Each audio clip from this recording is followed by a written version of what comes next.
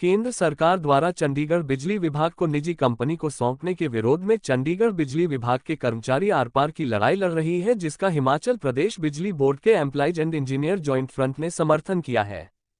Joint front ने आज एनसीसीओई के आह्वान पर 1 घंटा काम का बहिष्कार किया और कहा कि चंडीगढ़ बिजली विभाग के निजी हाथों में जाने से पड़ोसी राज्यों पर भी इसका असर पड़ेगा और हिमाचल प्रदेश का औद्योगिक क्षेत्र कॉर्पोरेट के निशाने पर रहेगा।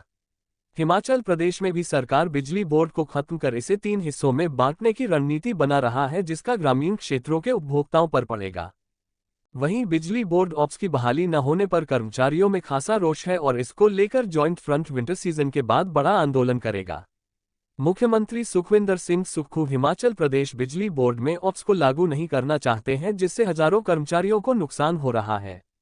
साथ ही बिजली बोर्ड से निकाले गए आउटसोर्स पर रखे चालकों और इंजीनियर के पदों को खत्म करने पर सरकार ने अपना फैसला बदला नहीं है। इसको लेकर भी बिजली बोर्ड कर्मचारी खासे निराश हैं। पंजाब दस्तक के लिए सुरेंद्र राणा की रिपोर्ट।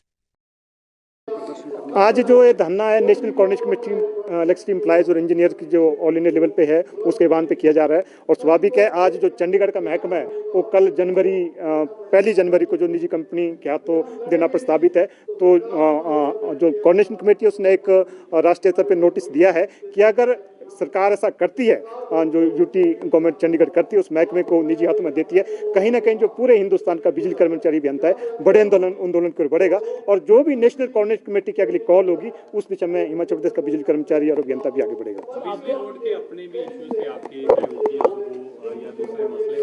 ओपीएस पे तो मैं ओपीएस से पे कहना चाहूँगा और सीधा मेरे ख्याल में बहुत सारे कर्मचारी आप सुने होंगे तो आप आज लोग सीधा कह रहे हैं कि माननीय मुख्यमंत्री जी बिजली बोर्ड को ओपीएस नहीं देना चाहते हैं। तो मुझे लग रहा है आज हमें भी ये लग रहा है कि कहीं ना कहीं ऐसा ना हो कि माननीय मुख्यमंत्री जी बिजली बोर्ड को ओपीएस से वंचित रखना चाह रहे हैं। मैं आपके सामने एक मामला लाना चाहूँगा। राजस्थान में आपका 23 में जब वहाँ राजस्थान में कांग्रेस गवर्नमेंट थी तब वहाँ ओपीएस लागू की गई और 23 में जो बिजली महकमा वहाँ है, बिजली कंपनी है, जो वितरण निगम है, वहाँ बिजली कर्मचारियों को ओपीएस लागू की गई और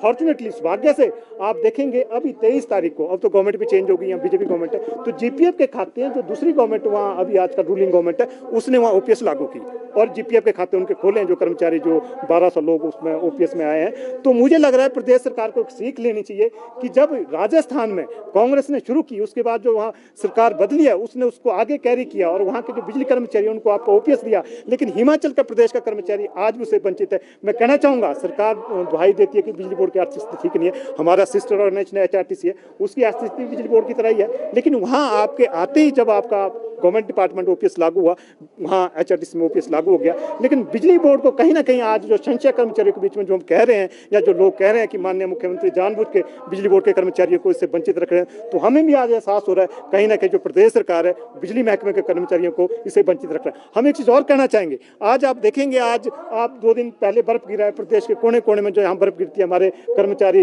रात दिन काम करके पोलों पर चढ़ रहे थे, हादसे होते हैं और साल के लगभग 12-13 हमारे फैटल एक्सीडेंट होते हैं, लेकिन दुर्भाग्य से वो सिपाही और फ्रंट लाइन जो सिपाही हैं जो प्रदेश को बेहतर सेवा दे रहे हैं आज ओपीएस से वंचित है। ये बड़ा खेद का विषय है और हम आपके माध्यम से प्रदेश सरकार से मांग करना चाहेंगे कि ओपीएस बिजली बोर्ड में शीघ्र लागू किया जाए। इसके देरी से कहीं ना कहीं जो आपकी प्रशासनिक दिक्कतें बिजली बोर्ड में बढ़ेगी और कर्मचारियों में जो आपका उसने फंड प्लानिंग करनी होती है कि उसने सोशल सिक्योरिटी में इन्वेस्ट करना होता है उसमें भी कहीं ना कहीं दिक्कत रहेगी।